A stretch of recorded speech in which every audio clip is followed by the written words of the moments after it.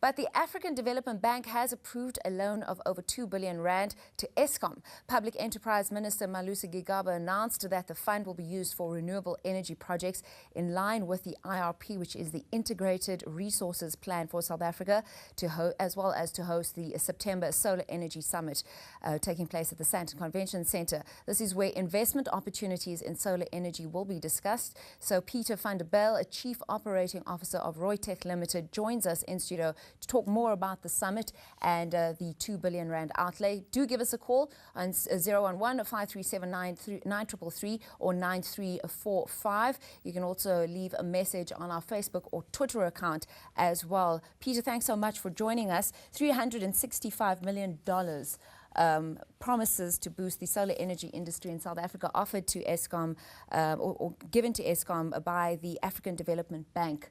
So the loan was approved. Tell us more about this loan. What would it be used for besides solar energy power? Or tell us about the integrated plan. Well, thank you, Stacey. Eskom is at this point leading the move towards renewable energy, namely solar and wind energy, and this loan will go towards the implementation of their flagship projects in that regard.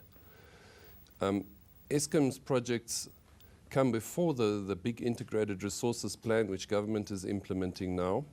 The Department of Energy has recently issued requests for proposal, and these will shortly be submitted by a large quantity of international bidders, including, of course, participation by local South African companies in the build of these projects, as they're very large projects, physically large projects as well. They are like solar farms, huge farms of solar panels. You say this is akin to a project the size of the Gautrain? That and bigger, yes. It's a very big project. It's a long-term project for the country, and will go a long way towards greening our energy. You said that this 2 billion rand outlay, I mean, that's just the beginning of it. The integrated resource plan entails so much more, and so much more funding is required. Where's that funding coming from? It's coming both from state sources like the Industrial Development Corporation, but also from the major banks, not just South African banks such as Nedbank, but international banks. And other countries have implemented similar projects where they've created large solar facilities and wind facilities, and South Africa is going along that path now. What else falls into the space of renewable energy? I mean, you're talking about solar and wind powers, but anything else? Yes, I think the most common thing that we would see is solar geysers on people's roofs. There's a large initiative in South Africa to bring that to the people in general. And those solar traffic lights as well? Solar traffic lights are very essential with the kind of rainfall that we have here. Yeah. What other, besides just the solar and wind, the question that I was asking is, are there other forms of renewable energy? There are biogas plants and just the use of heat generated by industrial plants to recapture that and to generate electricity from it, as well, of course, hydro projects, water-based energy. Just reading about some of the stumbling blocks when it comes to solar energy. I mean, financing and investment of solar energy projects in Africa has always been a stumbling block for preventing governments to get out and launch these forms of energy. This summit that is taking place from the 19th to the 20th of September at the Sandton Convention Centre, will be discussing financing and investment opportunities.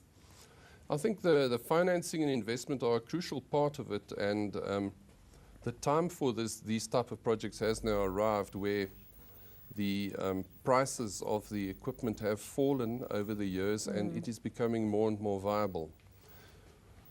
It's not exactly at parity with coal energy at this stage, but it will be in a few years' time as prices are being driven down globally. And public sector involvement is obviously crucial. Public sector involvement is crucial in supporting these projects and getting them launched. And I'm proud of South Africa in having launched a huge initiative of this nature right now. It's a very exciting time for local companies like Reutech Renewables that will try and participate to build these huge solar farms. Yes. How does South Africa fare on a global scale when it comes to renewable energy? I mean, how far are we lagging behind? Well, the sunlight can't lag behind, and we've got some of the best sunlight on Earth here. The Sahara Desert and the Northern Cape have the very best sunlight, so we've got lots of open space.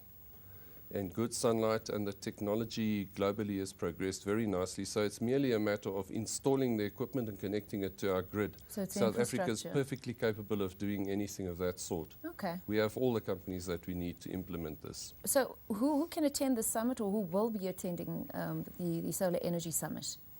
Firstly, a large number of foreign vendors of equipment, of primary solar equipment, will attend, and then a large quantity of local counterparts that will assist them in the implementation of these projects, not just South Africa, but Africa in general. There are quite a lot of solar projects in the northern section of Africa. And just give us an idea of what will be discussed over the, I think it's 3 days, 3 or 4 days, and who are the speakers? We have quite a lot of speakers from our own government, from the Department of Energy, Department of Public Enterprises, etc. But then international speakers speaking about projects that have been implemented all over the world. So we have plenty of projects in America, in Spain, in Northern Africa, in Saudi Arabia, all over. Tell me about the cost of implementing solar energy projects or initiatives. You've mentioned that it has dropped significantly. Just for the average South African out there, for example, you spoke about the solar energy geyser systems. How expensive is it nowadays compared to when we started implementing these type of systems to become solar energy friendly, if that's a term that I can use? The payback period, that is the period whereby you will have recovered your investment in a solar geyser, has come down by about a factor 2 to a couple of years now. Okay.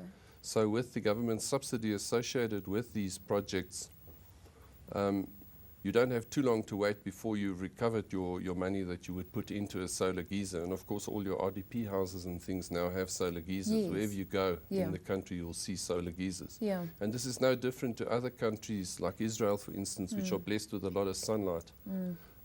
All dwellings have got solar geysers on their roofs. So we're recouping our costs much quicker. So it can be made viable. All right, Peter, thank you so much for joining us in studio and shedding some light on the Solar Energy Summit that's taking place. We have been speaking to Peter van der Bell, Chief Operating Officer of Reutech Limited. The Solar Energy Africa Summit takes place at the Sandton Convention Centre from the 19th to the 20th of September. Thanks so much for joining us on Sunrise. We'll be with you in a very short while. Sunrise.